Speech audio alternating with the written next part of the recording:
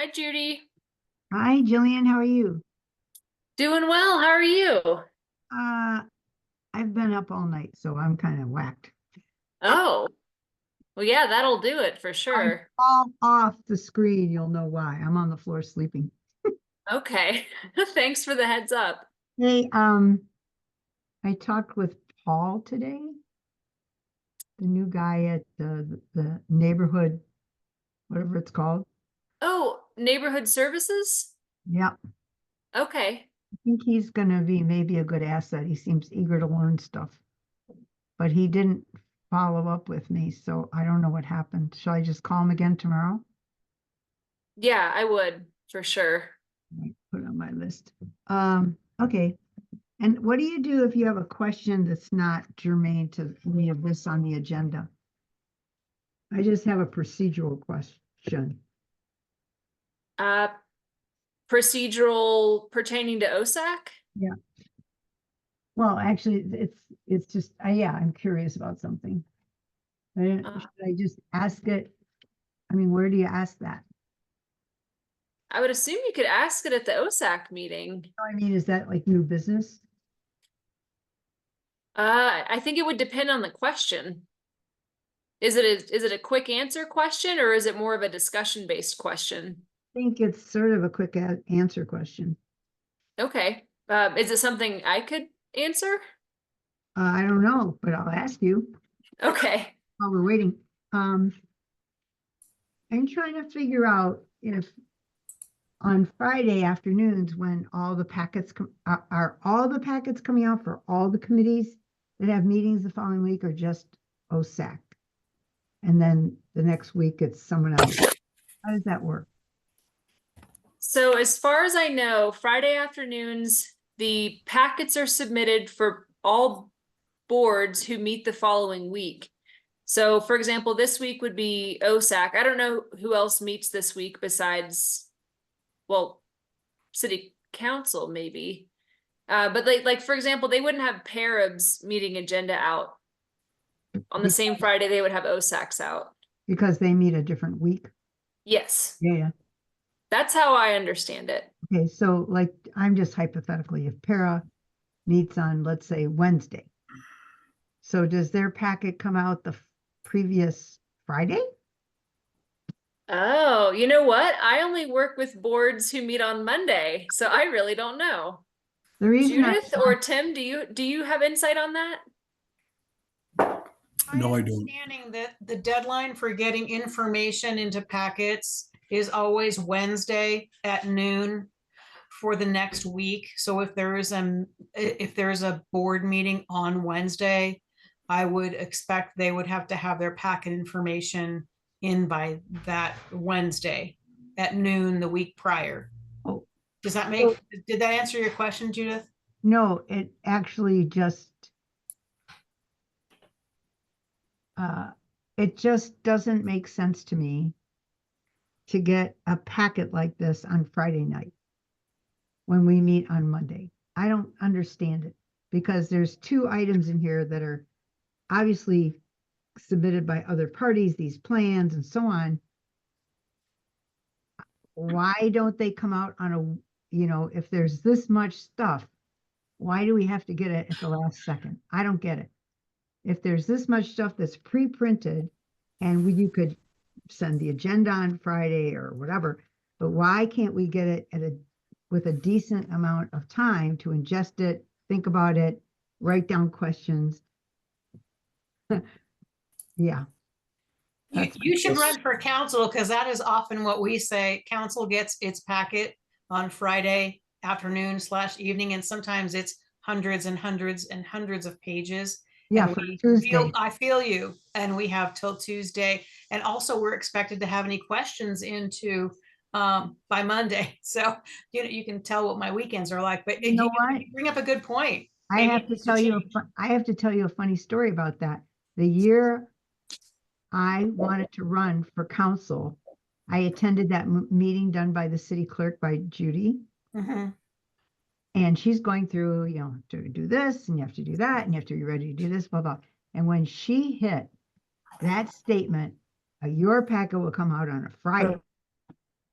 And I'm telling you, and people said, excuse me, you want me to sit in front of this over the weekend?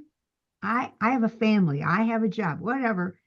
It just seemed such a turnoff. Literally, you could watch their faces. People were just going, because I was doing it. I was saying, oh, I don't have any weekend time. That doesn't even exist because we're doing too many other stuff. You know, And I was just wondering why we have to what is the point of making this a pressure point? It certainly doesn't encourage people to volunteer. If That's if there is group consensus and you have a liaisons and your Parks and Rec director, and you want to change the day from a Monday, that is one idea. You could have the OSAC meeting starting on a different day of the week. Mhm. If that helps you. I don't know of any other immediate solution right offhand, but I'll think about it. So you couldn't say we'd like our packet to come out on the previous Wednesday instead of Friday night. You're laughing. Are you laughing? I know. I hear. I don't know how that could happen. It's certainly a question that can be posed. A lot of it has to do with Elena schedule, the city clerk. Mhm. And so the answer is I don't know the answer, but my immediate thought is if it's a stressor, and I think OSAC packets are some of the largest packets that I've seen for boards and commissions. Match is pretty large too. It's hard to digest all that, but certainly I can bring that up for you, or whatever direction you'd like me to take. I'm willing to find out more information on that question. Yeah, I would appreciate that because, I'll wait till if Tim wants to direct me in that direction, I certainly will find out okay, what your can options anybody are. hear Tim? what? Can- Yeah, you did hear Tim. Yeah, if Can I you- was just saying, if the Can you board hear wants me? to direct me in it, I will certainly find out what our options are and bring them back to you. Yeah, See, well, that's the way it's always been done. well, so what? If it's discouraging people from joining, No, I understand. Sometimes it's hard to get all the information together until the no, week before. well, but what I'm saying is, even here in this packet, this open space advisory committee, this huge thing, and then the thing from the contractor, that didn't get finished on Friday or Thursday. Who knows how long it was sitting around? I don't know. But if it's submitted early, why wouldn't we get it early and get a little more time to ingest things instead of just going, You know, that's a oh, good yeah. idea, and I don't have any problem with that at all. If I could send it out to everybody beforehand, and that doesn't violate some aspect of No sunshine. the Open Records Act. I don't. It doesn't seem to me that it would, but I don't have any problem sending stuff that I know is going to be in the packet. I don't have any problem sending that out early. Judith, is that something that could be considered? Yeah, and you know what? Maybe this isn't the only board that has that concern. So I think it's really a compelling question, and I'm happy to follow up on that. I would start with Elena and incorporate Denise Howell and see what if, because we don't know, there might have been other boards and commissions and committees that have had the same stressors, and it might actually, a change might take some stress off of Elena if she's not doing all of the board packets all Yeah. at once. So I think Yeah. it's a really great question, and I'll be happy to follow Well, up for you. that brings up another question. The packet goes out as one item. Right. Okay, and that's how it's registered with the documents on demand. It's one. The packet is all of those various pieces fit together. So I don't know. I still don't see why it couldn't be sent out. That's a good idea. Let's check in on that. Who's going to check in on that? Well, I can check into that and get back to you. And also sometimes with council, even though all packets always have to go out as a complete set, That doesn't Yeah. mean that you can't get information ahead of time. And sometimes council, that does happen with council. So, especially when there's huge stuff. So I will get back to you as soon as I have an answer for you. Right. Okay, great. I think that's a great idea, Judith. Let's see Yeah, what we can thank you, do with Judith. it. Thanks. Okay, first of all, it's the call to order for the September 23rd, 2024 OSAC meeting. We have two openings for alternates. We have a resignation from vice chair position, from the vice chair position by Nancy Wilson. And that goes hand in hand by a request of member Nancy Wilson to be demoted from full member to alternate member. I don't think we need to vote on either of those two things. Nancy can demote herself if she wants, and she can resign if she wants. So I don't think she has to have permission from us. The next thing is a request by member or a promotion of alternate member David Conley to full member. And I think we do need to vote on that. We're kind of doing it out of sequence, but could I hear Did you take roll?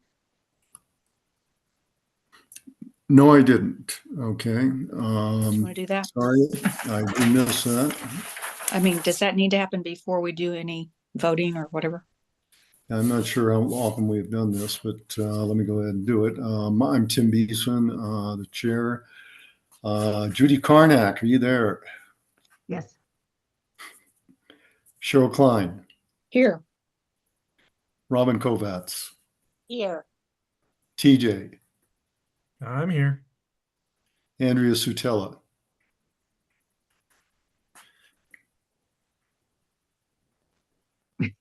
She's And- mute. She's muted.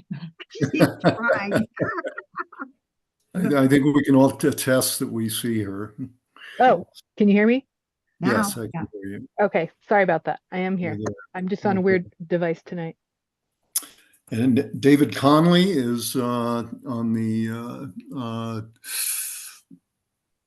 north end of the Grand Canyon right now and can't be with us. I'm sure he'd be delighted to be here. And Nancy Wilson is probably someplace in Maine by now. So we're missing those two members. All right, thank you. And thanks for reminding me. I'll try to remember that next time to do. Now we're on to the voting on the promotion of alternate member David Conley to full member. Could I have a motion on that? I move- Go Go ahead. Go ahead. ahead. I'll move to promote Dave Conley to a full member. Okay, and do we have a second? A second. I second. All in favor, raise your right hand. And that's unanimous. Thank you. Andrea, I don't see you there. Are you voting? I said it was unanimous. I don't see you. Are you voting pro or con for Conley? I see a thumbs up there. She made the motion. Sorry, I'm not used to this. Yes, I vote for that. Okay, all right. So it's unanimous among the members that are here. Great.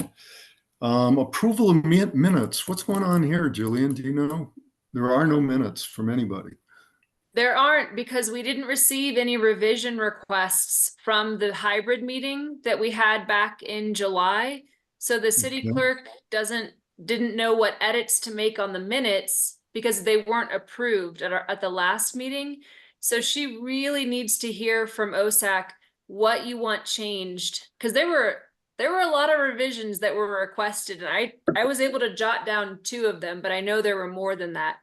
So as soon as they hear from the committee what you want changed, they can make those revisions and have the minutes available at the next meeting. I'm afraid what that means is that somebody's going to have to sit down and go through the 2 hours of each recorded meeting. I think TJ wants to do that. I don't think he does. Maybe not, maybe not. I'm still Um, really jet lagged. I don't think so. That was the right answer, or just say no. Well, and Tim, Nancy had said she was going to email me the revisions. I didn't receive them from her. So maybe she has them already typed up and ready to go. But yeah, we need those revisions before we can Okay. send the minutes back in. Okay, I'll take a note to try to reach Nancy. I'm sure she's gonna love this. Huh.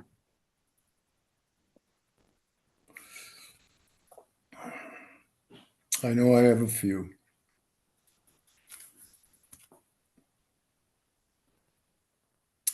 Okay. Are we recording this tonight? Sorry, are we doing the stenographer, the Zoom stenographer or whatever it's called that pumps out all the verbiage from the meeting? So we're not doing this stenographer right now. All meetings are recorded. That's how the minutes are captured. So someone watches this meeting afterwards and compiles the minutes. That's how OSAC minutes work. But there's no Okay. stenographer at this point. Both Zoom and Team have their own, I don't think they call it stenographer, but that's basically what it is. It just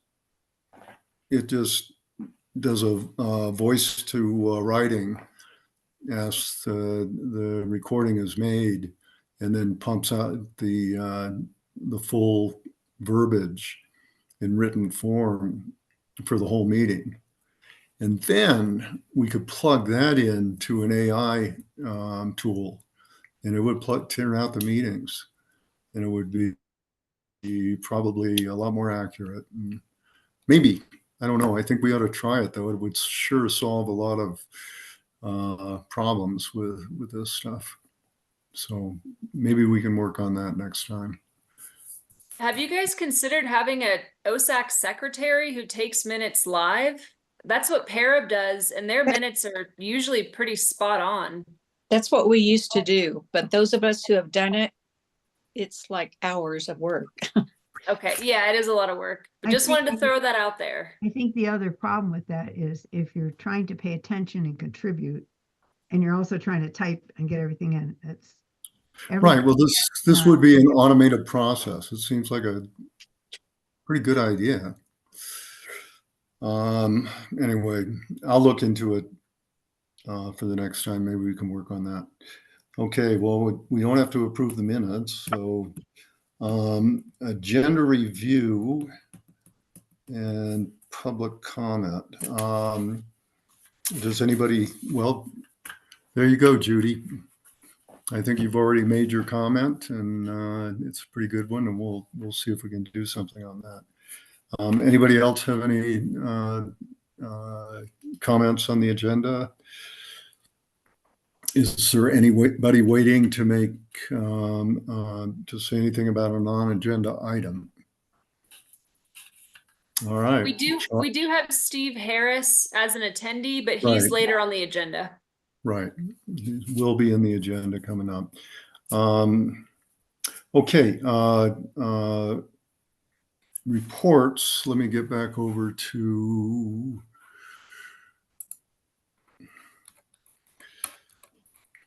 my view of this. I've really got to get, okay, agenda.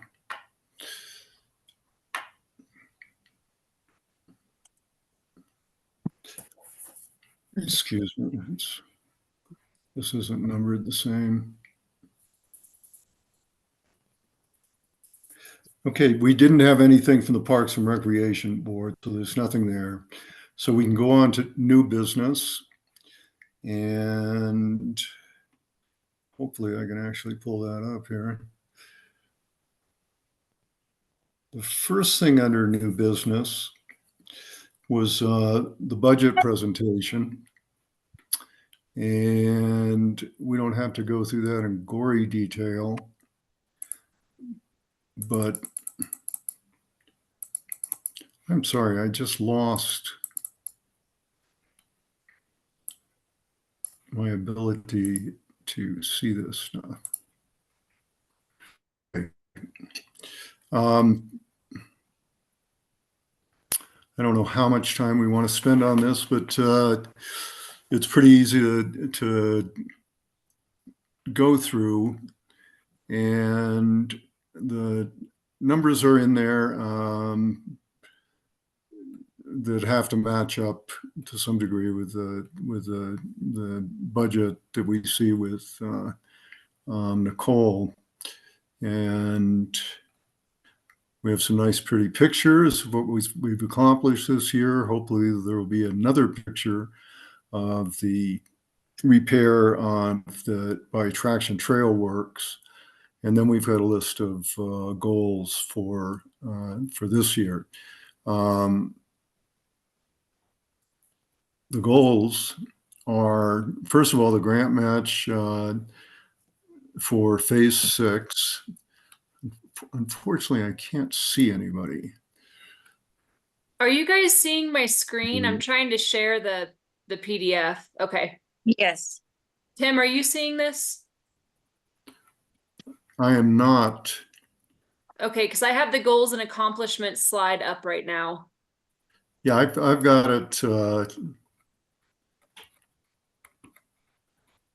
Good grief. I'm sorry, this is a mess. I'm trying to look at it on one screen, and it's making it difficult.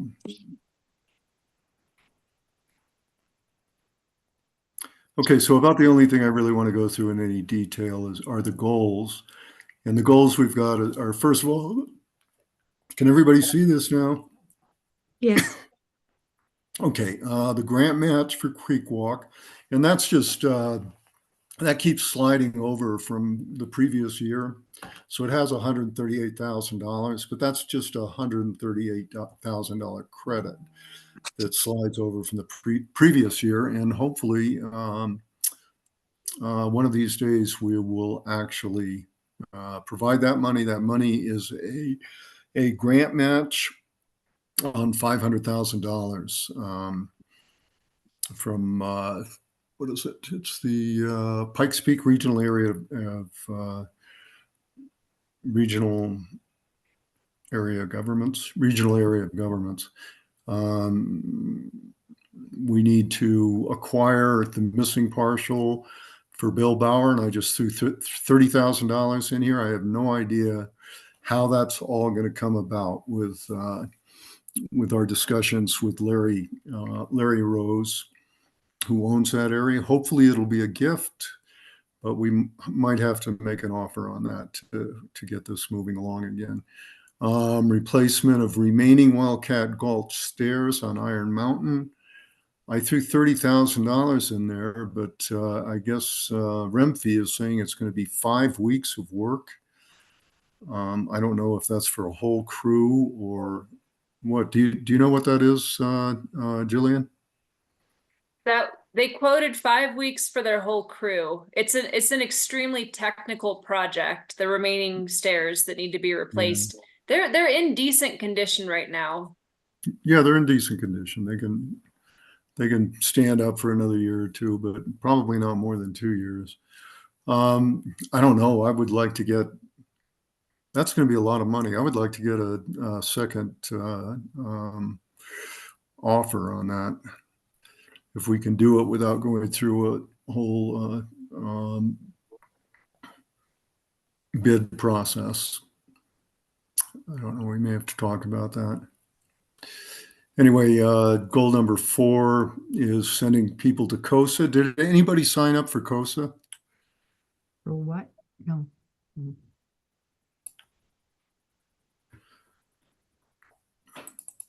Apparently not. Did you happen to discuss it with Dave to see if he's interested? since he's, I did, and apparently he's not interested or wasn't interested. It's a done deal now. I think it's too late to sign up, isn't it, Jillian? I'm not sure if it's too late, but I will throw this out there. If OSAC ever wants to fund a Parks and Rec staff member to go to COSA, we'd be more than happy to go and help you fulfill one of your 2025 goals. Okay. But yeah, just so you know, we can bring back information as well because we have a pretty tight training budget. So anything additional is always appreciated. Okay. And if I could just add that I think registration's still open, but the hotels are really booking up.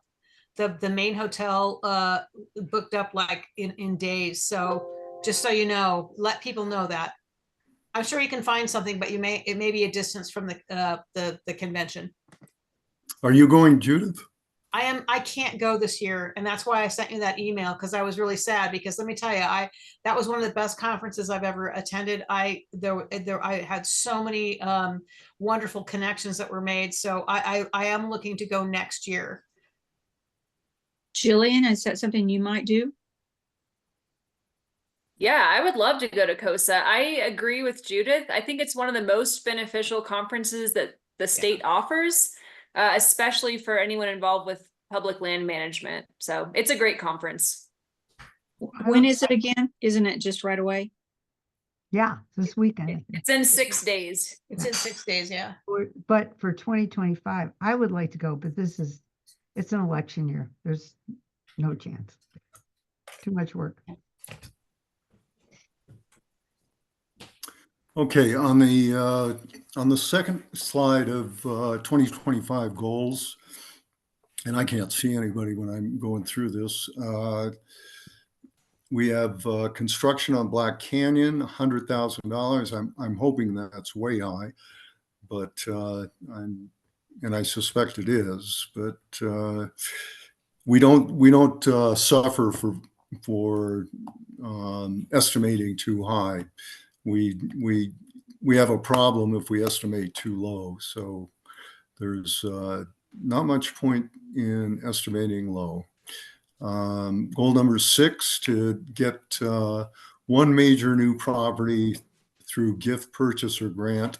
Again, I have no idea how this would come about. It usually comes about by just an opportunistic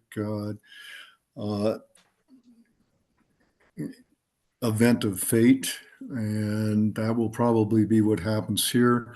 The only things we're looking at that even come into that category are either the West Side properties, Jenkins property, or the Beisler property, which both of them at this point seem rather unlikely. Okay, the number 7 goal is construction of the Bill Bauer Trail, which of course is dependent upon getting the property that we need for the Bill Bauer Trail. And we've estimated that at $60,000.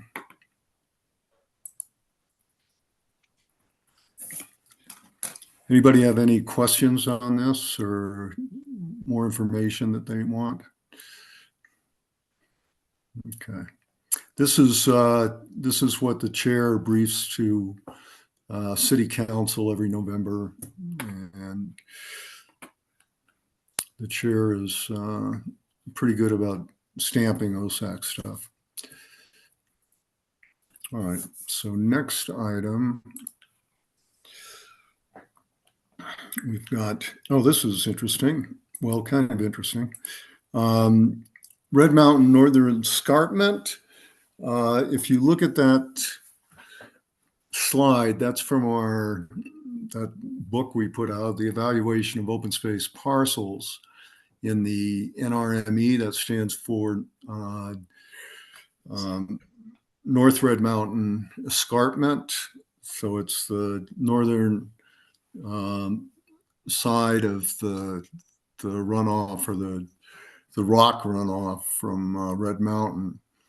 And there's all these properties in there. The properties marked with a P are private ownership. The stuff in green is owned by Manitou Springs, and there's some stuff in black that's belongs to, I believe, Colorado Springs. So if you look in kind of in the middle of that, there's a one of the P's is marked with yellow. And what's going on here is I got a call from a lady named Lori Conway dash something. Anyway, she owns this property. Actually, I got a call from her realtor, blah, blah, blah. She owns this property. She was wondering if it was worth money or if she'd be better off just giving it to us. I told her to talk to Mike, Casey, Casey? what? Mike Casey. Mike Casey, thank you. I just wanted to say Clifford. Mike Casey, and he told her that he didn't know of any developments going on up there, which is what I told her as well, but I didn't particularly want to be responsible for telling her what her property was worth. So it isn't worth anything as far as selling it goes, or not that we can establish. So she would like to give that to OSAC, to open space. And I said that I would put that up to a vote with the city, with OSAC membership here. I do want to say that that's a very different lot from the one that we were talking about, the ones that we had discussed on Burns Road. There is no huge liability with this. Not only that, but it fits in with a whole bunch of other Manitou Springs owned property. So one of the things that I would like to do is get in front of City Council and go, what do we want to do with this?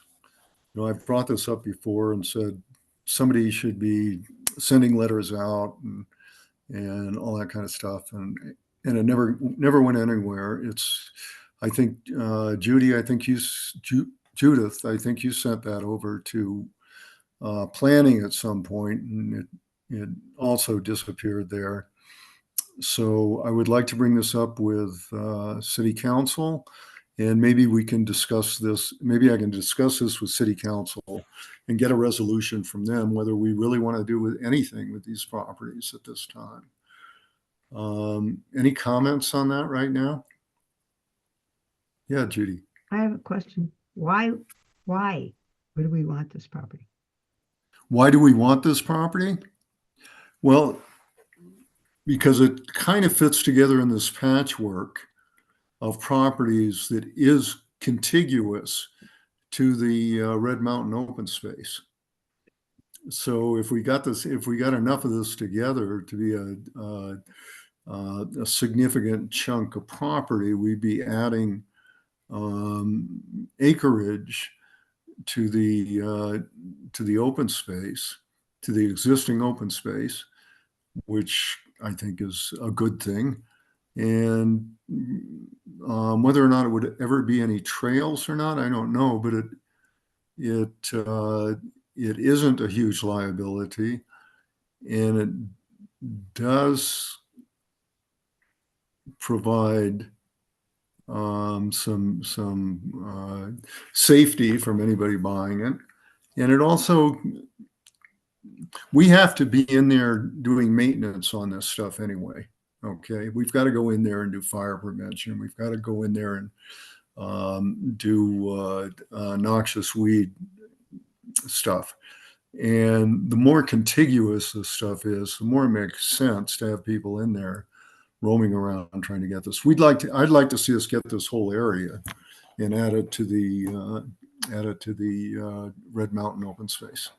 Any comments on that, Judy, or anybody else? It says the green it means it's included in Becker's list. I'm not sure I know what Becker's list is. I'm sorry, I'm having trouble hearing you. Way at the bottom of the map. Oh, okay. Green equals included in Becker's list. What's Becker's list? Yeah, it includes the, I'm sorry, that is a little cryptic. Includes the Dylan Becker's list, the green. list that he The wants. Okay, the Dylan Becker's list was the list of odd lots that Dylan put together as odd lots that were open space in Manitou Springs. So these lots are already showing up, or the lots that are marked in green here are already showing up as open space in Manitou Springs.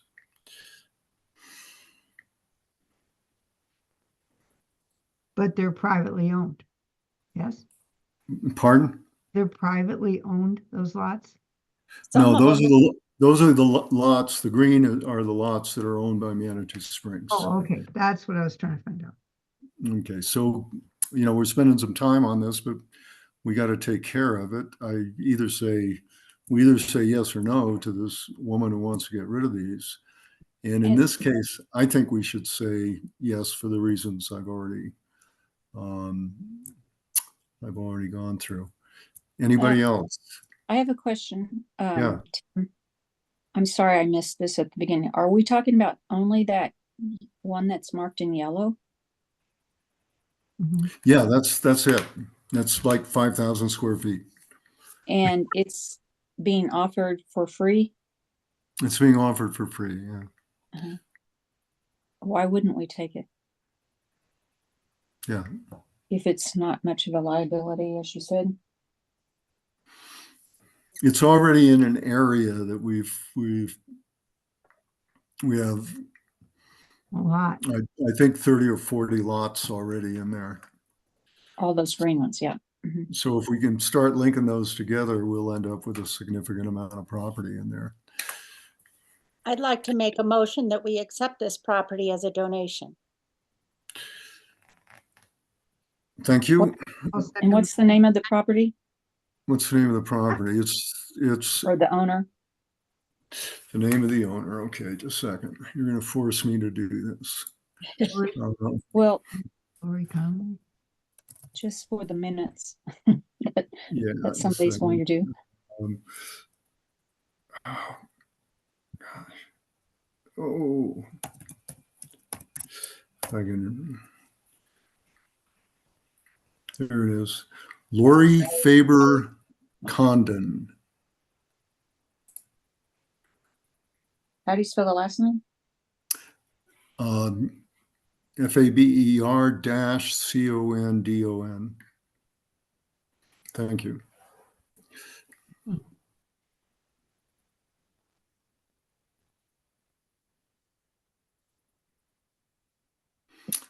Okay, do we have a second? I'll second. Okay, Judy seconds it. Any further discussion on what we're voting on here? Okay, everybody in favor, raise your right hand. Off the list. 1, 2, 3, 4, 5. That's all. Robin, are you 6? Okay.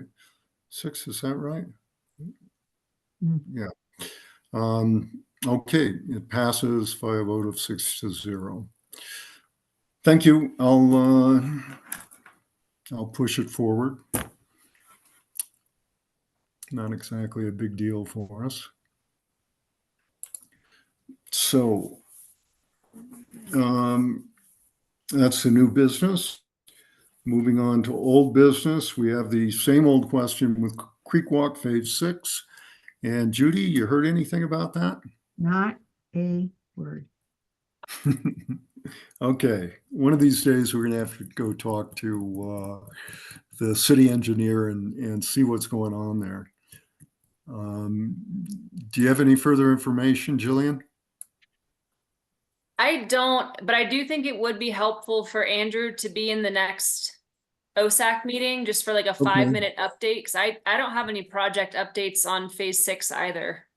Okay, well, I'll put that down. And of course, my pen just ran out of ink. Andrew, in next OSAC. Okay. Moving on, Fields Park Creek Walk. By the way, the question marks there are places that Nancy Wilson was filled in. We have 2 people assigned to each one of these things. Kind of doesn't work out that way all the time, but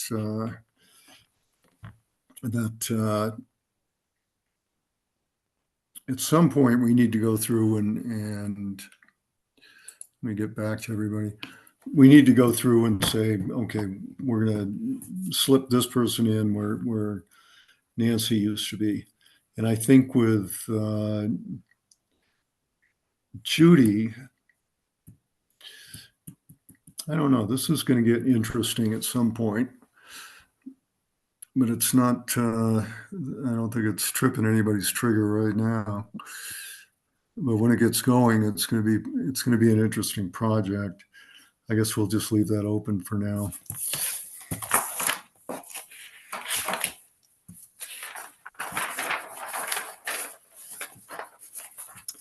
Is this making sense? I'm going through this kind of blind at the time. I tried to hook up my old second screen, and too old, it won't hook up to my computer, blah, blah, blah, blah. So I'm just doing everything on one screen here. So the next thing is Bill Bauer Trail Development. Andrea and Robin are on that. Did you miss Fields Park? Or did you, is that what you were just on? I thought you were on number 1. I was on Creek Walk and I'm sorry, yeah, Fields Park, Creek Walk, and I have Tim and Jillian down to say something about that. Jillian, we're looking at possibly paying somebody to do this. Is that Yeah, correct? so I do have quotes to share. It's exciting. Okay. So for fence removal and disposal, and Tim, this is the one I shared with you earlier. That's sitting at just about $3,400. That's for them to peak fencing to remove the entire fence and dispose of it. And then for the tree pruning, the hazard tree pruning, we've had 1 quote come in, and I have 2 more site visits tomorrow scheduled with arborists. But the quote that came in was $6,200. So if the other quotes are similar, the entire project, so the fence removal and the hazard tree pruning, would be around 10 grand. Okay. Or we That's can what just wait and someday we'll get to the top of the queue with Jillian's people. Right. Someday. Someday with no fixed date. Since we're gonna have to wait for Danu anyway next year, I don't know.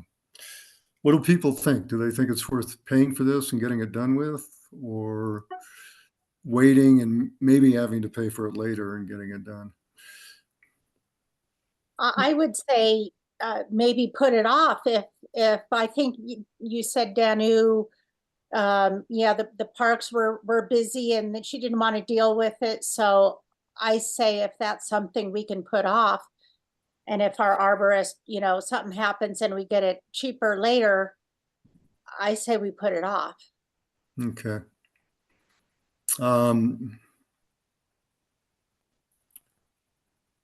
As long as it's not a major safety hazard, with those limbs. I think with the fence still up, people aren't really going in there. So that's the only concern, is if it's a safety hazard. Yeah, they're not going in there because there's a fence around it. So we're the cause of them not going in there. TJ, what do you think?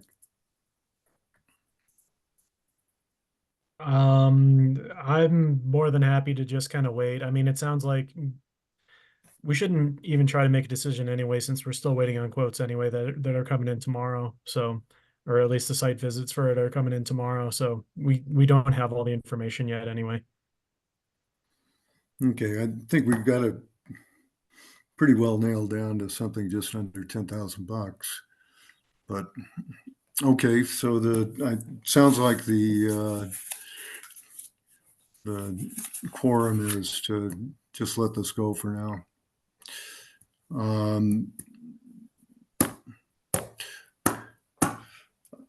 We I don't would need like- to vote on that, do we? Since we're I not don't- voting to do I it. think I think we need to vote on it if we spent money. I don't Yeah. think we need to vote on To hold maintaining the status quo. What do you think, Jillian?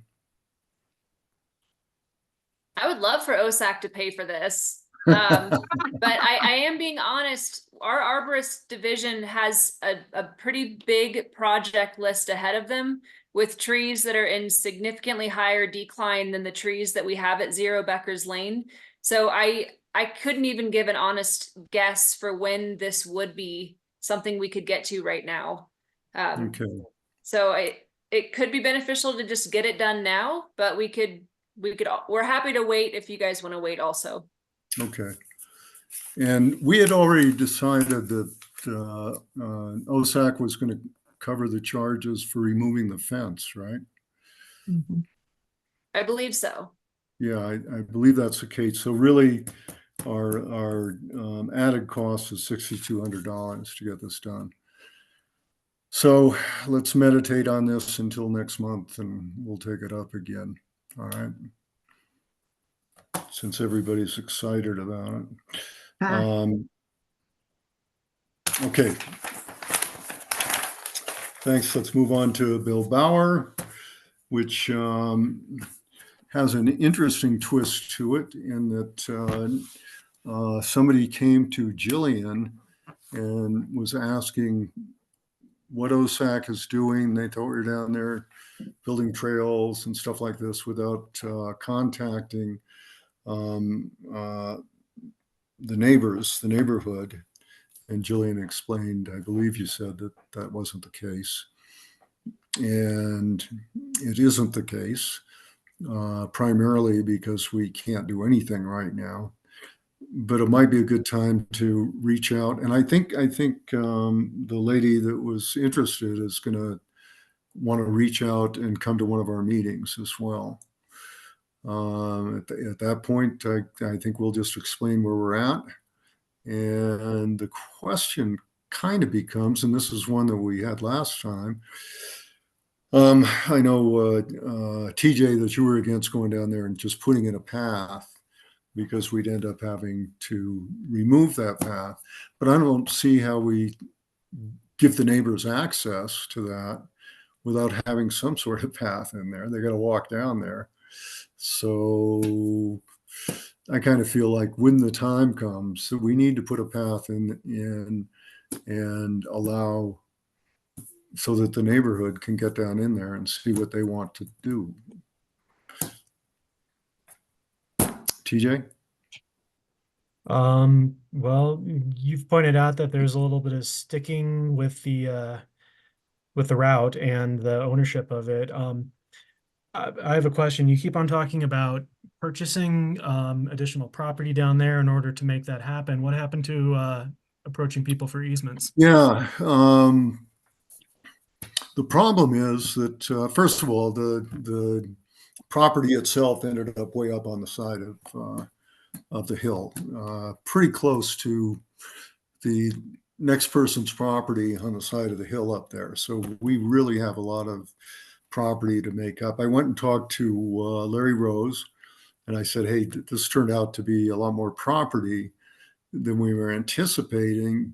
Are you still willing to give us this property all the way down and across the creek? And he said, yeah, it's has no value to me. And it would just be a liability to the people that are going to buy my property. And his property was his property that he wants, as you know, that he wants to subdivide. City planning came back and said, you can't subdivide it. It's too steep in one part. You can't create two buildable properties out of that. And I had called Larry, talked to him, and then emailed him and asked him about this, and I haven't heard back from him since then. So we got a problem there, yeah.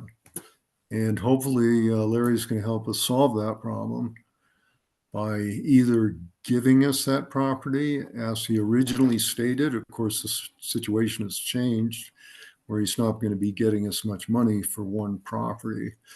That's why I had some money in there for possibly purchasing the property. Okay. Well, with that in mind, since we do have this possible ownership issue for the path, I don't see an advantage to inviting the public down there to bushwhack through there to We won't until make a route yet.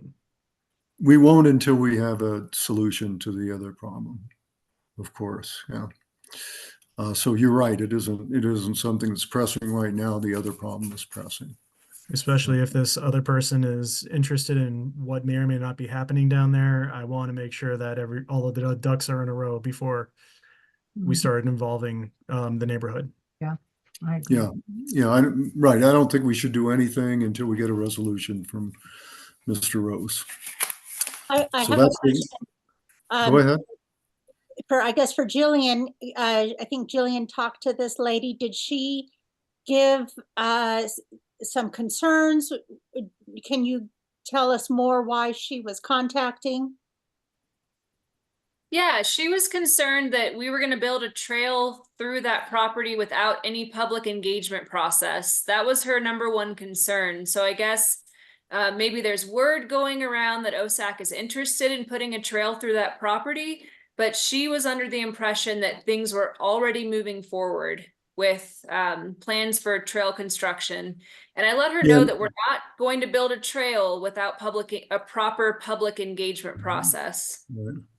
Okay. And oddly enough, what probably set that off is a little bit of public engagement when Nancy Wilson went around knocking on doors, talking to people. So that's Doors of the probably neighbors? what started. You mean people in that neighborhood? We need people what? Are you talking about she was talking to people in the neighborhood around? Yeah. Yeah. Here. All with good intention. Mhm. But we're probably going to end up having a couple of people come in from the neighborhood and come to an OSAC meeting and talk about it there at some point. But it's a long-term thing, and again, until Larry Rose makes a decision, we're not going anywhere with it.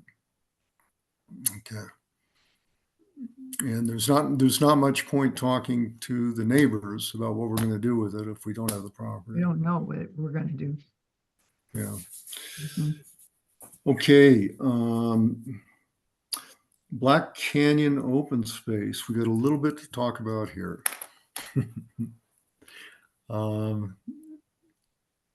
Let me pull that up so I can look at what I'm talking about.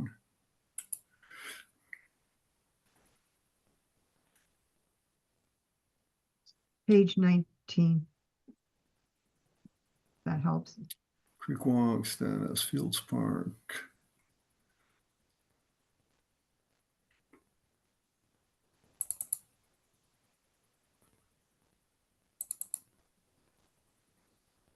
There we go. Okay, we've got two documents here. One of them is the concept document that we've already looked at. So I put 0 time down to spend on that. The only change to that at this point has been that we updated the number of acres that was covered by Black Canyon open space. At some point, we're going to,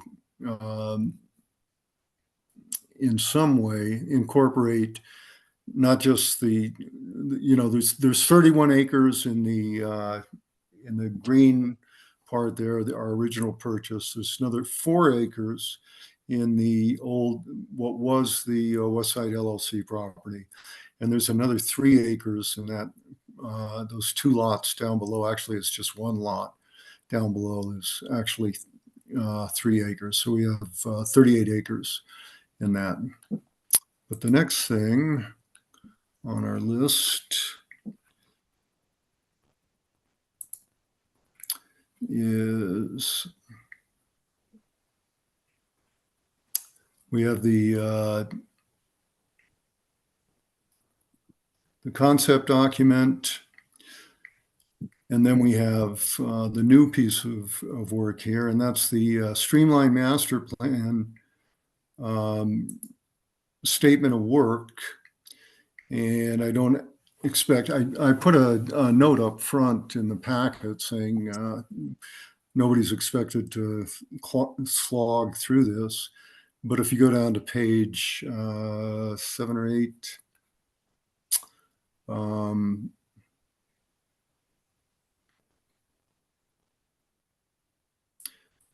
you get the actual write-up for the statement of work. And that is worth slogging through a little bit. I'm not sure if we want to do that right now, but maybe we can talk a little bit, Jillian, about the meeting that we had today. You'd probably be a better person to talk about that a little bit. Yeah, definitely. So we have a contract with Kimley Horn to do what we're calling a streamline master plan for Black Canyon open space. So the next step in this process is a stakeholder meeting. We actually had a meeting today to identify all of our stakeholders for the open space, and we're going to host a stakeholder meeting. I think it's within the next week on the property to get stakeholder input. And when I say stakeholder, I mean organizations like Palmer Land Conservancy. And we do have Steve Harris in the waiting room here, who's going to do a Q&A with us shortly. Our fire team, to figure out how we can tie in fire mitigation with whatever master plan concept we're going to move forward with. Police, are the neighbors around that area. So we've identified stakeholders, and the first big public engagement workshop we have tentatively scheduled for November 7th if we can find a venue, because I found out that Memorial Hall is not available at all until November 15th due to the election. So we're working on that now. But the goal is to have something that we are able to present to council by the end of the year, which is a lofty goal. And so we might aim for the beginning of next year, just so we're not too rushed. But Tim, I think that's that in a nutshell. Okay, thanks. That was very good in a nutshell. The end result of the statement of work is additional data going into the concept plan. And what this yields in the end, and this is the treasure, is, and Kimley Horn is committed to this document will provide all of the data necessary to take this to GOCO or for other funding organization we're aiming at to try and get funding for the trail building. So that's the kicker at the end. And what we have is we have Steve Harris from the Palmer Land Conservancy. And what did we decide his title was, Jillian? Steve is the land stewardship director for the Palmer Land Conservancy. And Steve, correct me if I got that wrong, but I just looked at your email signature, so it should be right. And Steve is here for two reasons. One, to give us a rundown on what the Land Conservancy is about, and two, to answer our questions. And I have a few of those just in regard to how we put land into the open space and what we need to do. What are our requirements in order to go in and work on the properties? Steve, are you with us there? Steve's with us. Can we get a video on him? We can do both. Am I here? Steve, this is Tim Beeson here. Thank you very much for joining us. Right. and fill us full of wisdom. All right. You can see that next to me I have a Winnie the Pooh and a doll of some sort. But thank you for letting me be here. Tim, thank you for inviting me. Jillian, it's so good to see you again. Thank you. You can hear me, right? Yeah, you're a little rough, or at least on my Okay. end you are. Anybody else? Yeah. Can you understand Steve all right? Okay. All right, good enough. Great. So I don't know. So I'm going to modify this talk a little bit, and hopefully it's not phonically insensitive. But first of all, I just want to lay the groundwork for Palmer Land Conservancy, because actually I know a lot of you in the audience here, and but there's some of you I don't know. And so I just want to lay the groundwork. So Palmer Land Conservancy, which is what our name is now, started in 1977 as basically an organization to help the Colorado Springs Parks Department do conservation. The mission has evolved over time, but we hold now 138,000 acres of land, either under conservation easement or fee title. We're doing great things in the water space as well, but I don't want to talk about any of that because I want to just talk about how we are involved in 3 Manitou Springs properties. Iron Mountain, open space. Red Mountain, open space. And Black Canyon Road, open space, which you may know as Black Canyon Open Space. But we listen to what is said in the conservation easement. And so that's kind of how I know it. But the good thing is, Manitou Springs got GOCO funding to fund all of those other purchases. And that's why we hold the conservation easement, is because GOCO wanted to make sure there'd be a third party who absolutely made sure that these properties would be preserved in perpetuity. And the example to the contrary is Bear Creek Regional Park, which the county commissioners of El Paso County almost sold that off. And we got to make sure that it would be preserved in perpetuity. So I'm going to anticipate one of Tim's questions right now by saying, because I know, Tim, you said, why wouldn't you add the 5-acre piece of land into the conservation easement? I'm not sure you want to do that, because if it's going to be parking, you guys have to think about what it is, but you need to make that decision. And I don't necessarily need that in my portfolio. So I'm just saying, would we take it? We would put it on a conservation easement, but we also don't need to. And I would also say, just to back up a little bit, for those of you who are not familiar with conservation easements, basically, the arrangement is, whether it's a public entity like Manitou Springs or a private landowner, they're giving us some of their rights. And we have to make sure that the rights they've given up are always followed in perpetuity. And so I'm probably going to shut up here in a second, but I want to say our role is making sure that we have conserved lands forever. And Manitou Springs, the people who have gone before you all, made sure that's true for Red Mountain, Iron Mountain, Black Canyon Road, open space. And we're here as partners with you to make sure that we can conserve these lands and also manage them. And so we want to be a partner with all of you. And I'm definitely going to stop there. Is that okay? That's great. I have a question.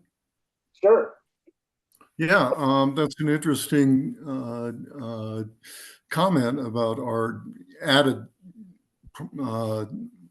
parcels over there. There's only 2 of them. One is 4 acres, the other one's 3 acres. The one that's 4 acres is absolutely essential to accessing the one that's 31 acres that's within the Palmer Land Conservancy. So why wouldn't we and you want us to tack that piece on to that conservancy? That's a great question. And I'm not saying I wouldn't want it to be, but it's about the flexibility for you. I mean, Okay. does 4 acres of land against the road mean anything for us for conservation values? The conservation values are really about Black Canyon Road open space. That is the property that we put our conservation easement on. The other property doesn't matter. You could do that and we would be happy to do it. But I think this concept planning that you're doing right now is going to tell us Okay. how should that property be used. And it shouldn't be in the conservation easement unless it's really wildlife habitat. And my guess is that property is not wildlife habitat in the same way as the 145 acre parcel. Yeah. Okay, that's interesting. How do we figure out what the cost is? Is that something you'll tell us if we ask? Or if you wanted to include the 5 acres in the conservation easement? No, if we want to add that 4 acre piece to the conservation easement, you said there was an additional cost to doing that. So conservation easements 101. We don't like to amend conservation easements. The one Okay. area we do like to amend is when someone's adding it. And I don't want to out a friend of mine, but might be adding 2 acres to a conservation easement up there if you can work it out. Shouldn't have said that. But yeah, if you're adding conservation values, if you're adding acreage, we can totally do that. But it's got to make sense for you. And this is what Kimley Horn is going to do for you, is tell you what's the best use of this property, because you need to have some access, and we understand that. You need to have some parking. That parcel is probably good for some of that. So figure out what you're going to do before you talk to us. Okay. That's interesting. Okay. So the process would be just to come to you and say, we want to add this property to the Palmer Land Conservancy, and you'd give us a yay or no, nay answer, and we'd start walking down that trail, huh? No. And this is a great segue. Thank you, Tim. First of all, I want to say, obviously, it's going to be up to the Manitou Springs City Council if they want to add something to a conservation easement. And they might, and your voice may make a difference. I've heard that from you, Tim, and your predecessor. And we are here.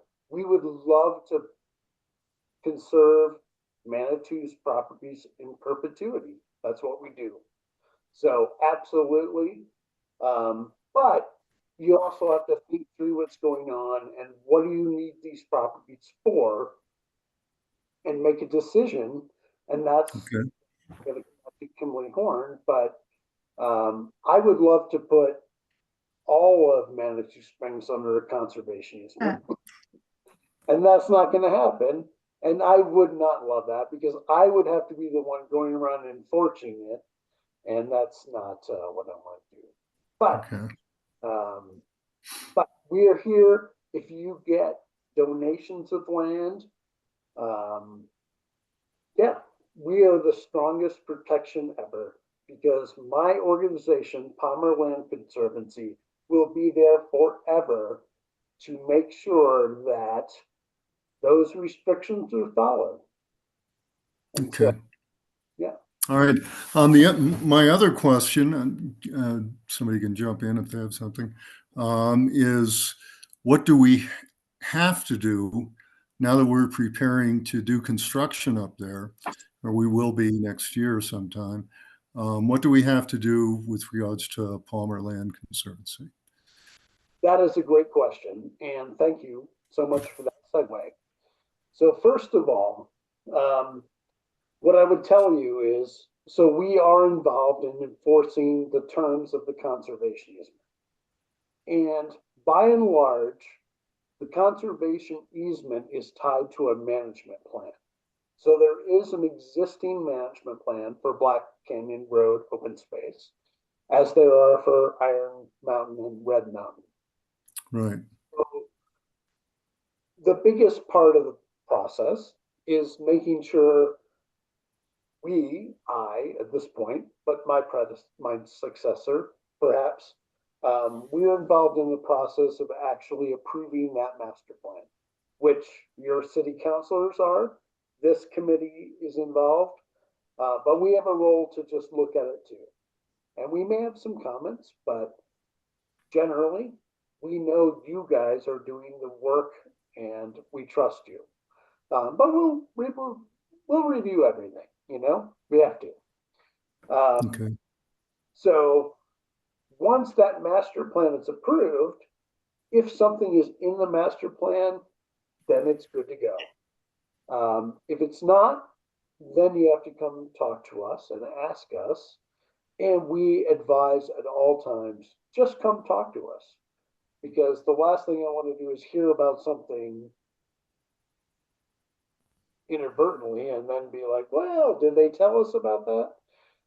But, we trust Jillian, we trust the Parks Department there. This committee is doing God's work. I can tell you, I've been on these same committees in the city of Colorado Springs. So thank you much for all you do. And yeah, but we do ask for notice anytime anything significant is going on. Whether it's a rim feed project, just building something or whatever. But in terms of what you want to do with the open space, that's going to be done by the master plan process. And that process is going to be guided professionally by Kimley Horn, who I have great things to say about. And so all I'm going to do is contribute my thoughts, let it go through, and I bet it's all going to be a wild success because you guys know what you want for your open space. All I've got to do is make sure that the conservation values are not impaired by whatever. Okay. So, and that'll be called out in the existing management plan, right? Well, I assume there will be a new management plan based on the concept plan by Kimley Horn, but I mean, Okay. the existing plan is probably not, it still controls. I mean, it will be called out in the, yeah, maybe it's asking too much detail for the document. For the document from the, I don't know if we submitted it or if Palmer Land Conservancy wrote it, but there's a master plan out there that's on our site and whatever, and that should have some guidance in it along those lines. That master plan, I have a copy of that. I don't think it was us who did it, but presumably it's informing Kimley Horn's work. And this is going to be a brand new. So I guess what I'm telling you, Tim, is this is a great opportunity because through the public process that you're doing and the people around you, you're going to set your vision. You're going to send that project to me or that plan to me. I will consult with my colleagues and we will certainly improve it. And then that is what you can do for the next 5 to 10 years. So this is an important time but it's not, I think it's gonna supersede what was done 8 years ago. Okay. Okay, so we've got a process to go through when we get the Kimley Horn document completed, to turn that into you and get your approval on it, right? I will be a partner all the way along. Okay. There's not, so by the time there's a final approval, I should be like, yeah, been involved. As Okay. long as I'm involved, no problem. And yeah, it'll be fine. But Okay, that's great. Thank you so much. Questions, everybody? I think Robin had one. Robin, Yeah, Judy. no, I think Robin had a question. Well, I had a question about another property, because Red Mountain is in the conservation easement.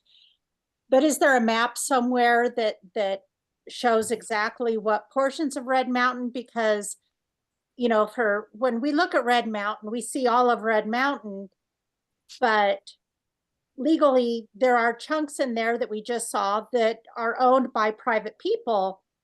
And so I'm wondering how many of these little lots that Manitou ended up owning, how many of those lots have been pulled into the conservation easement? And is there a map that kind of shows? so can I address this? Robin, thanks for your question. I am pretty new at Palmer, and I'm still trying to actually understand the patchwork of properties that are up in that area. So I cannot answer your question, but it's something that we're looking at. And I think your question is recognizing that there could be some, improvements. Okay. Robin, I think I can answer that for you, since I drew that little map. I picked off where those property lines were from the Palmer Land Trust document. And whoever drew that up had a fixed area of where that property line is, and you can follow those lines. The rest of those properties I picked off from the zoning map, and the properties that were, well, actually, no, I picked those off from the assessor's map. And I just went in each individual one of those and figured out if it was a private property, if it was owned by Manitou Springs or Colorado Springs. And that's what we Okay. did. Would Steve, you I'm sorry I'm sorry, go ahead, Roman. Wait. Would you be able to email me a copy of this map that did show a line from the conservation easement of the line of what is included in the conservation easement Yeah, of the lots? I can dig that up. Oops. Your video went out, at least, Tim. Right. He's going to pick it up.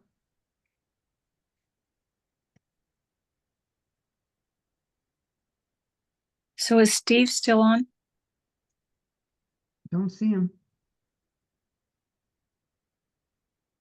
I am still on, actually. Oh, I have a question. Okay. Cheryl, while he's busy doing whatever. This is Cheryl Klein.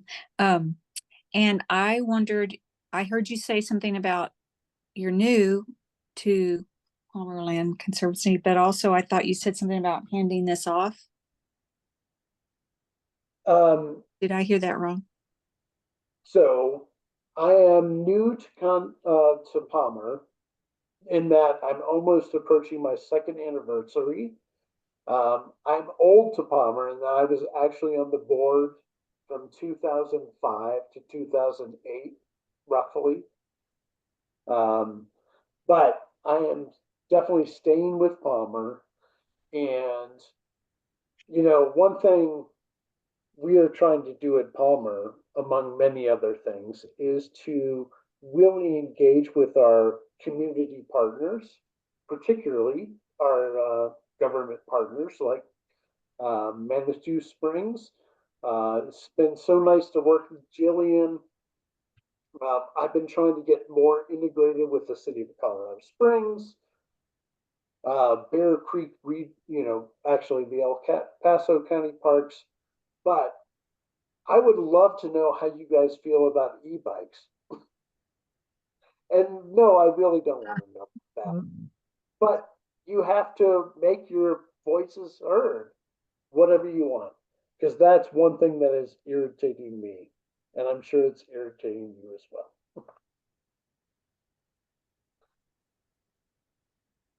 But that's not necessary to talk about that right now. Thank you. Does somebody want to text him and see what's up? And it's kind of interesting since Nancy's not here either, our vice chair. I'm just wondering like what we should do. Well, I have a question maybe we can just talk about for a minute, because it Okay. pertains to these properties. Well, at some point in my notes, I think from last meeting, I thought we had talked about doing an OSAC plus public walk at Black Canyon. But I think we should hurry up if we're gonna do it. I don't want to be doing it in December, no offense. But does anybody remember that? We had this talk about going up there, just, okay, this is the 4 acres, this is what we're talking about for this, and this is how it hooks into the trail, because I'm sure we talked about it. And we would, Judy, you did talk about it, but it wasn't an OSAC plus public walk, or maybe it was, but you were Does- gonna use doesn't one it of your have to be? OSAC meetings to go for a site visit up there. doesn't it have to be if there are more than 2 of us? It has to be because of the sunshine laws, right? Right. But is anybody interested, or how do we get this organized if we are? Well, didn't we discuss that we wanted Kimley like to plant flags so that we would know where the trail would be? Yeah, And I do think that was one of the items was we wanted flags so that we could walk the entire trail so that we could physically see it. And exactly. that's what I remember. So as soon as Tim resurrects himself, we're gonna ask him, is that if they've marked them, because I didn't see anywhere in here it said they'd done any marking in this packet. Right, me either. So, yeah, is anyone else remembering that same like marking of the trail so that we could walk it and see it? Mhm. Well, know, I imagine they're, oh, go ahead. Well, I just recall a conversation back when there were some thoughts about some artifacts, that need to be roped off, and that area needed to be investigated and also marked off. So I do remember that conversation, but it also included the potential for kind of marking off a potential archaeologically significant area as well. And I never heard back anything about that either. Well, Kimley Horn hasn't done any of those things yet because they haven't started this Process. streamline master plan process yet. So So does my that, guess is that we need to wait for that to happen, but it doesn't mean that we need to wait for that to just go and have a look if you want to kind of just go and get your bearings. but we would need to publish it, right? Because there would Yeah. be. Yeah. Yeah. So. Well, but I think it would be helpful to kind of have an idea of where the trail would be. And yeah, in the agreement, I don't see anything that says that they would mark off a preliminary trail for people to go through and give a walkabout first. So I don't Yeah, know. so I agree, and it's probably, we have to, I guess, we would have to approve the plan to give them the go-ahead, and then they would mark it, right? Because they're not gonna mark it if we're not gonna go with this, right? I just, kind of the way it looks to me. the order. Andrea, what do you think? Hello? I think we should just, it would be nice to maybe be able to find out from Kimley Horn, what kind of their process is. And if that would work. So I don't know, Jillian, if you're in contact with them, would you be willing to just kind of broach that topic? Yeah, I can check with them. And I will say they'll want feedback from our other stakeholders first also before they mark any sort of trail. Like they're gonna want to hear from fire and from police and Oh, just other folks that are involved. If there are any areas we absolutely can't put a trail, they want to know that first before they start flagging and taking the time to do that. But I'll check in with them on that. Thank you. Oh, Tim's back. There's Tim. Sorry about that. Everything just went black. So I have no idea what happened. but we finished everything while you were gone, Tim. Oh, wow. That's really great. We talked fast. Send me the notes. Okay, well, there's not that much left. So Well, we were just talking while you were busy, about that hike we talked about where Kimberly Horn said they go out and mark up some trails that we could take from the access point now that we have up to take a hike. the trail alignment that they put Yeah. together.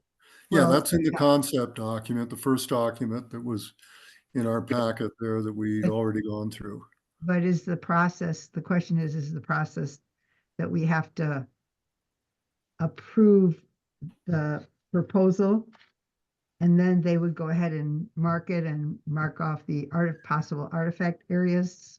I think the statement of work has already been approved and signed by Kimley Horn and Manitou Springs. So But I'm not nobody really- knows if he actually has marked it yet. Pardon me? No, it's a question.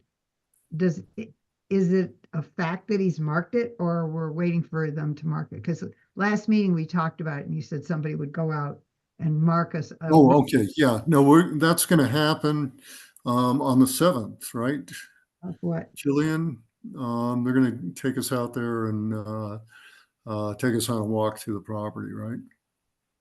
Well, that's the stakeholder meeting. So I don't know if they'll be marking anything, but I do know that we'll be walking the property. Oh, is that OSAC included in that? All of OSAC? Anyone who wants to come? Yes, Yes? all of OSAC. That's my understanding. Jillian, is it yours? I would need to double check because I thought if we had more than 2 OSAC members, we had to Public. take minutes, Yeah, etc. it will be a public meeting if we do that. That's not the intent. The intent of this Okay. first meeting is for stakeholders Only. only, which of course OSAC is a stakeholder. But we aren't inviting members of the public to this initial stakeholder meeting.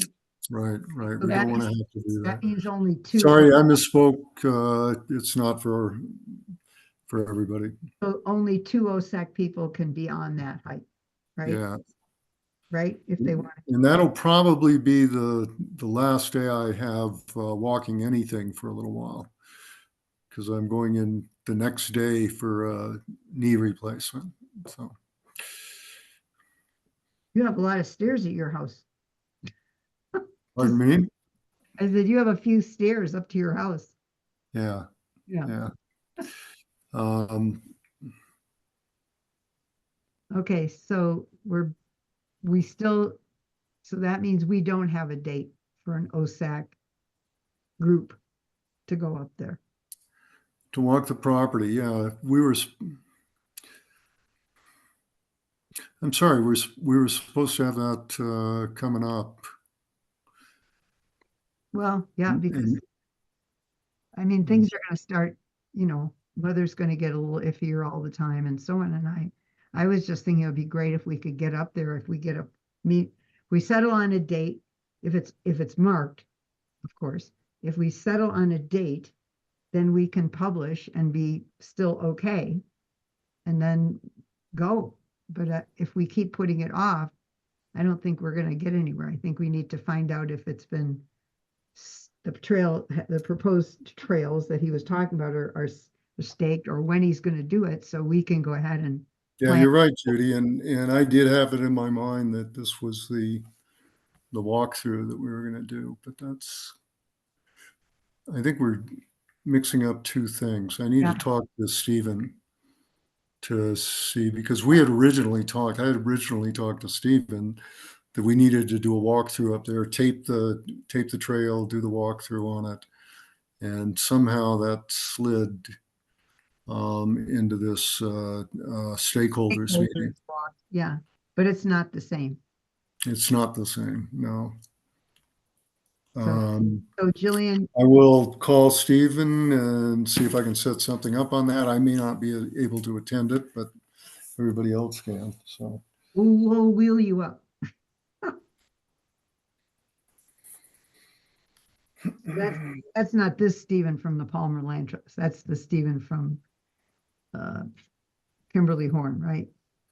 Yeah.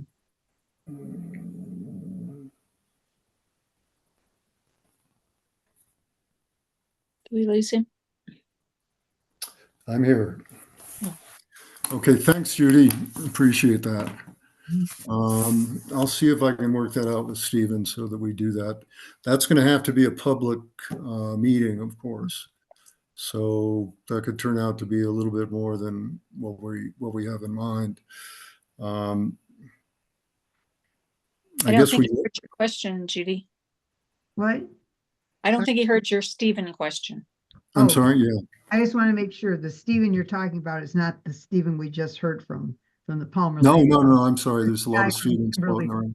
Stephen Meyer at Kimberly Horn. There we go. Thank you. Right. Okay, and I gather we lost Stephen Harris at this point. Yeah. So that was a good talk, though. I certainly learned a few things. So the next thing is the review of the OSAC goals, section 11. I'm sure somebody took that up and is ready to go on that, right? I think we should skip it.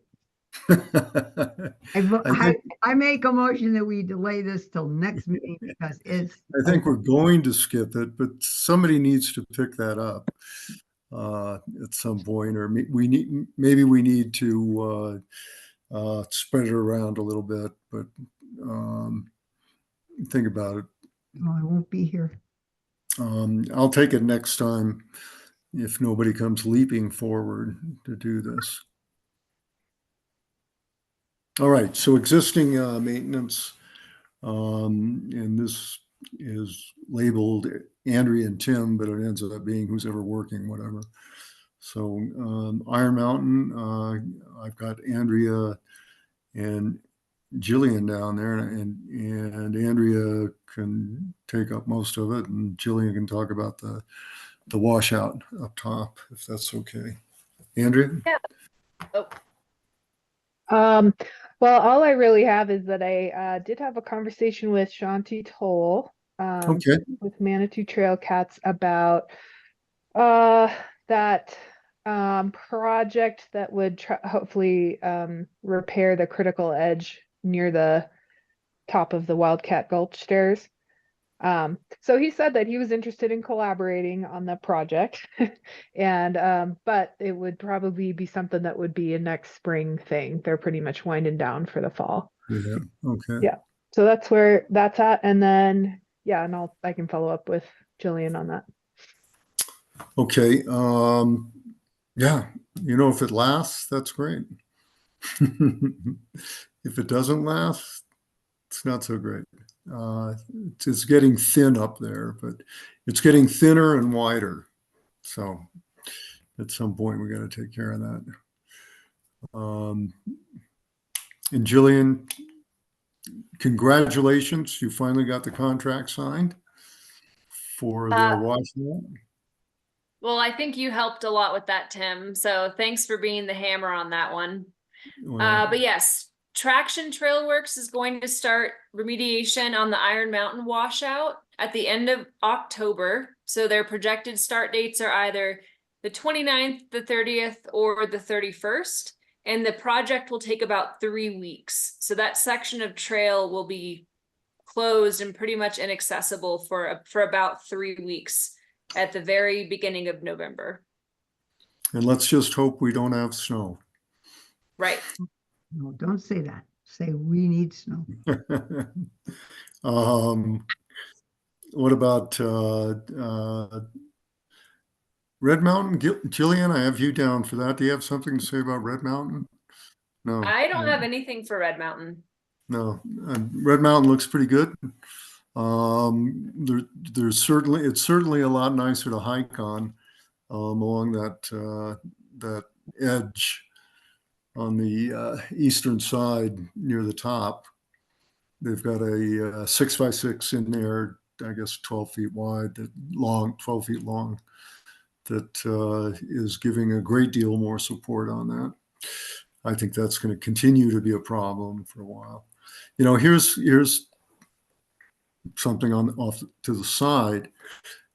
There is another trail that you can build up there going right through the rocks. The only problem is that the only way to do that is there's a little tree up there that you'd have to cut down. And I don't think anybody would be happy with us for cutting that tree down. It's just hanging on there, and it's be a shame to do that. But that would be probably a lot more sustainable trail. Something to think about next time you're up there and take a look at that. Okay. Signage for Creek Walk and Old Innerman Trail, that's definitely in I have a question, Tim. Sorry. David's courts. Yeah, Judith. On C, it says other trail maintenance issues, and I just have a question. The trailhead at Beavers Lane up in Crystal Hills, at the front of the trailhead, there was, I think it's still there, it's very small. There's a sign about a invasive species of flower. And I don't know who put that there, but I was wondering, who decides what pictures like that and encouragements to pull them up and so on who decides where those go? Who puts those up? Where was that again? I'm sorry, I didn't hear The you. trailhead up in Beavers Lane. Oh, okay. TJ may be helpful. Yeah, those are legacy signs that were supposed to be taken down at all trailheads. So, you know, if you have a copy of this is the El Paso County Noxious Weed Control pamphlet that they hand out. We've met with Denise from Friends of the Peak. She was big on that noxious weed management, as well as the El Paso County Extension. And the update to that is that the sign that you're seeing up there was for Dalmatian toadflax. And we were told to ignore that now because there's some other control method that's going to be coming in. And we don't really need to worry about that particular noxious weed anymore. So we were supposed to be taking them down at all the trailheads, but that one has not been done yet. Okay, but does that mean that nobody wants to have those kinds of signs at trailheads to look out for this, pull it up, whatever? I'm trying to figure out, how that works is what I'm trying to ask, I guess. I don't know who made the decision that those signs are at least 10 years old now. I don't know who made the decision back then to put them up because that even predates Mia here on OSAC, but yeah, we should probably discuss that in the future if we want to go into that kind of management stuff. Okay, because I was thinking with all these spaces that we have, it'd be nice if we wanted to, if we did something to let people know to pull them up or whatever, or not pull them up, whatever. Okay, thank you. Thanks. Yeah, I'm sorry to belabor this, but I'm still not sure where you're talking about. Well, if you go up Crystal Hills Boulevard, there's a little almost to the top. There's a little cul-de-sac off to the left as you head up. And it's I believe it's called Bevers. No, it's not it's not Becker's Lane, it's Bevers. Yeah, and Beavers Trail is a connector okay. trail. It goes to Inman Trail and the East Fork of Sand Canyon Trail in Red Rock Canyon. Okay. That's the one. All Thank right. It exists. you. Thanks. Okay, let's see.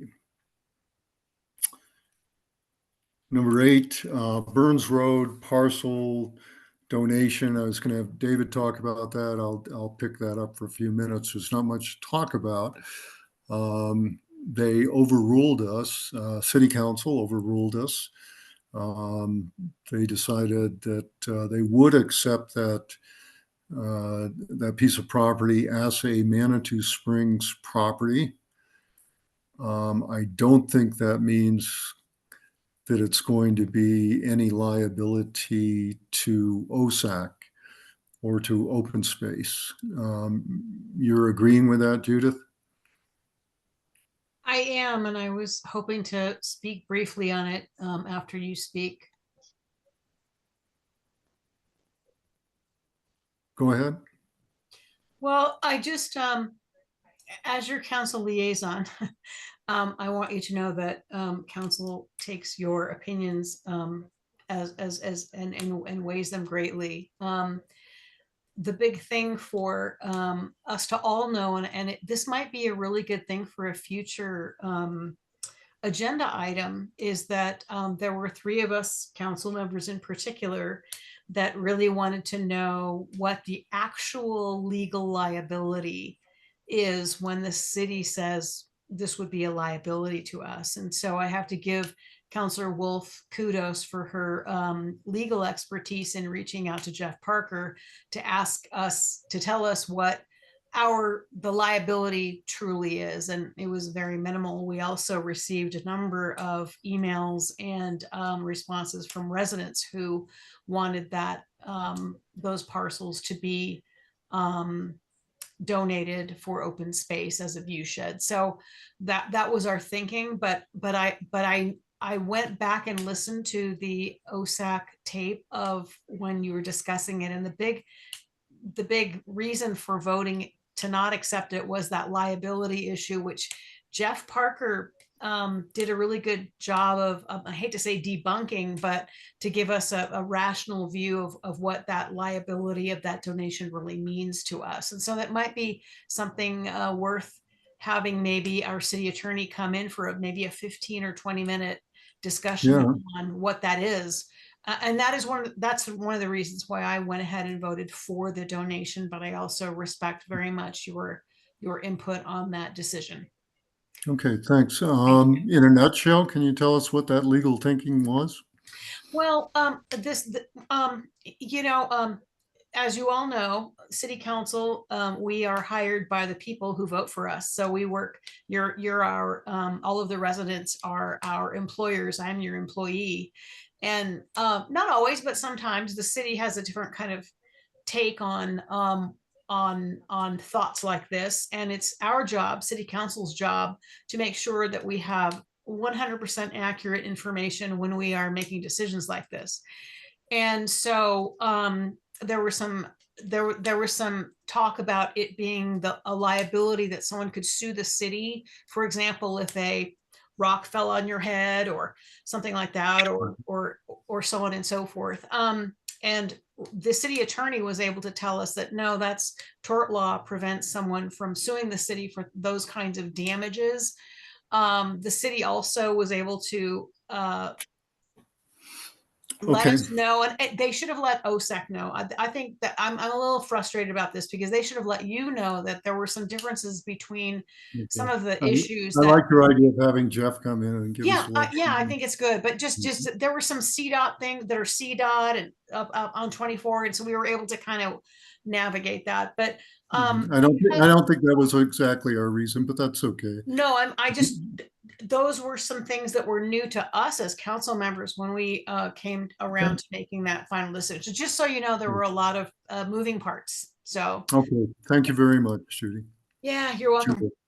Judith. Okay, the last thing here, and this is kind of a strange creature, is a letter. Okay, I think last time we met, I said that I had called David Jenkins and asked him if I could get together with him and talk about the current state of the Jenkins thinking with regard to Manitou. And basically, I just wanted to go in there and I wanted to find out if the parking lot was a absolute necessity on their basis, the 160 car parking lot, because I think that had a lot to do with our understanding or our belief that there was something else going on up there that we didn't know about, and where they were at this point. I did that. We had that conversation. It had nothing to do with OSAC, and so I don't want to go into it in detail here. And I published a letter on there that, to my mind, just said, "Here's the conversation I had with Jenkins. I made no commitments on that. I wasn't on one side or the other with it, and that resulted in an explosion of words from the West Siders over there, and a couple of letters being published by the Pikes Peak Bulletin. I won't say much about that, except I didn't think they were very accurate. They were not very accurate, but I don't want to get in a mud wrestling contest there. But one of the things that did result from that is I sent the letter that's included in your packet to the Jenkins, and just basically stating, this is who, they probably know this anyway, but this is who OSAC is. This is how we come by money. We've been pretty successful in being able to acquire property by purchase or by gift. And we want you to know that we are interested in that property. And if you ever decide to get rid of it for any reason, we want a seat at the table. That's about all it said. And I didn't expect to hear anything back from them right away, and I haven't. And if I do, I will let OSAC know. Maybe the letter to my letter to Pikes Peak Bulletin was a mistake. I should have probably just emailed a few significant people around town and said, "Hey, this is what I picked up at the meeting with the Jenkins." Okay. I would say, if you're reading any one of the other emails that came in, read my email first, because they're not very accurate in portraying what I had to say on that. Yeah, Robin. Did in your meeting, because really Manitou has not seen, to my knowledge, any proposal. So, I mean, there's a lot of discussion, but there's absolutely no information. So I'm just wondering if Jenkins is still going to present a proposal to Manitou Springs. I assume he's still planning on doing that. Did he say anything about that?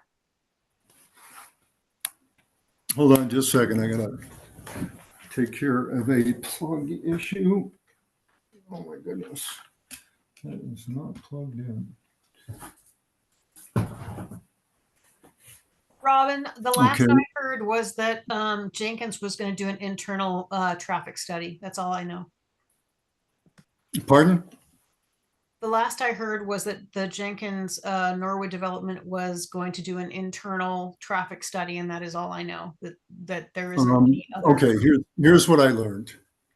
is that, and this is, all of this is what Jenkins told me. I'm not making any judgment on whether it's accurate or anything else. All I can say is that the Jenkins told me this. I met with both David and Chris. So if they were lying to me, it was a father-son deal. But number one, they're not hooked on the idea of a parking place up there at all. They are considering doing a traffic study up on the road up there. I have no idea what good they think that's going to do. I think that's a dead deal, but they think that they're going to keep going with that. I'm trying to think the other nuggets I pulled out of there. Traffic study. There were a couple of other things. They felt very strongly that they could do something to alleviate the traffic problem up there, and that's what they intended to do. And they also let me know that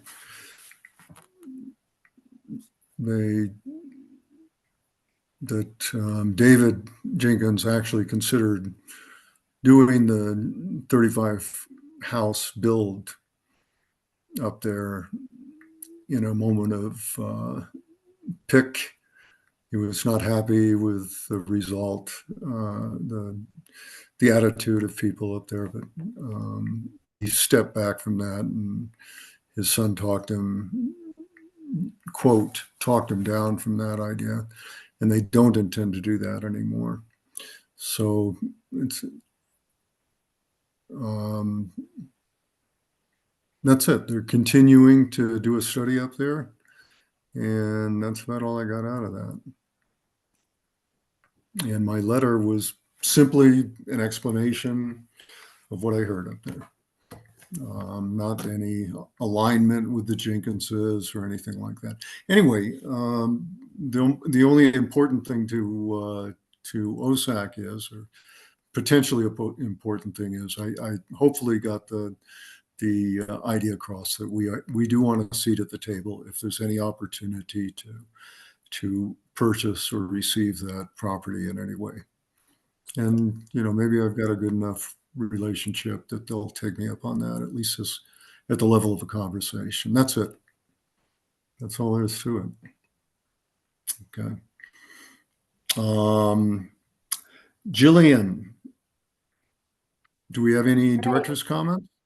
I'm sorry. Just one, and this is kind of cool. So our GIS technician, his name is Josh Rady. He has been mapping all of these soft surface trails in Manitou Springs, the formal trails, not the undesignated or social trails. And on our website, it says that we have about 6 miles. Actually, we have 7.33 miles of designated trail in Manitou Springs. So what he's doing is creating an interactive trail map, and it's going to show everyone where the soft surface trails are, where the neighborhood connectors are, and then of course, when Creek Walk is finished, where our hard surface trails are also. So I just wanted to share that we have more miles of trail than our website states. So we'll be updating that. And I mean, most of our trails are called the Inniman Trail. So we need to, we'll make sure to distinguish like which part of the Inniman Trail is Iron Mountain Trail and all of that. But I just wanted to share that. He's been working pretty hard, and it takes a while to map these trails. These map he has to walk really slow, but they're really accurate. So just wanted to share that with. I saw him out there one day and he was walking so slowly. I said, "Are you okay?" Yeah, he walks really slow. I made the mistake of going with him once and kind of lost my patience, but it's pretty cool, the map he's going to put together. He's very friendly. He is, yeah. Julian, do you know if he's going to come up with an accurate number for the acres of open space property in the city? that is not on his list right now, but I know he'd be more than willing to help with that. He loves maps, and I know that that would be something he'd be interested in. Okay, that's great. I was trying to estimate it in my head, and it's kind of hard to do that. Yeah, I know we Yeah. have more than 200. I think we have less than 300, but that's about it. All I can Somewhere say. in- Somebody asked. It's fine. Okay, anything else? Anybody? Do I have a motion? We lost him again. Uh-oh. Can we Yeah. do the motion to, what's Motion to adjourn. adjourn. adjourn? That's it. Okay, everybody say goodnight to Tim, even though he can't hear us. Good night, I all. move that we adjourn. Okay, I second. All in All favor? right. CJ's going to get dinner and go to bed. Yeah, I'll text Tim that we had a motion, and who did the second? Who did? I did. Judy, you did the second. Okay, I'll text Tim that. Thanks, Cheryl. Okay, yeah, Good night, it's y'all. almost Thanks, everyone. it's we 4 are a.m. adjourned my at time, so I gotta go. 7:53. Sleep tight, CJ. Thank you. Good TJ. night. Good night.